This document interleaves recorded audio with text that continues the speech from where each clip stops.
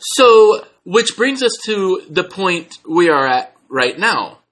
We're waiting for the judge Robinson to come up with the final outcome of this appeal.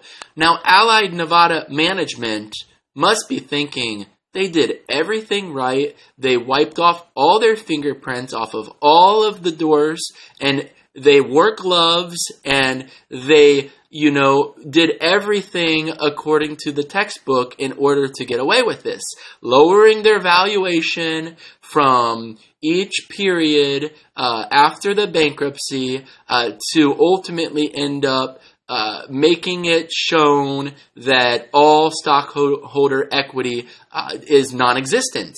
And they did a remarkable job with it. I commend them for how well they pulled that off, because how can you get $700 million saying you have that in stockholder equity, and then 3 months later you file for bankruptcy, say you have $500 million left in that stockholder equity, and then through the small little course of 3 more months in the next filing you now have no stockholder equity at all. I mean, that's ingenious. The way they wrote everything off, the way they wrote certain things off that actually were not even legally allowed to be written off, which is all explained in that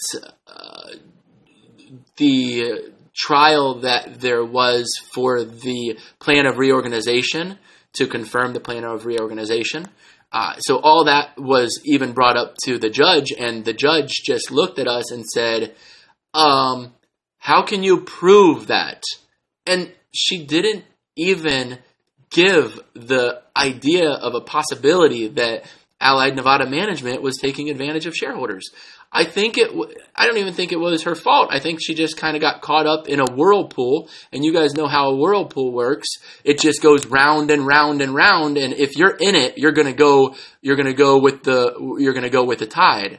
And if you don't go with the tide, well, you're going to end up spending a lot of energy and a lot of effort to go the other way, and then sooner or later you're just going to give up and go with the tide. And that's exactly what happened in this case.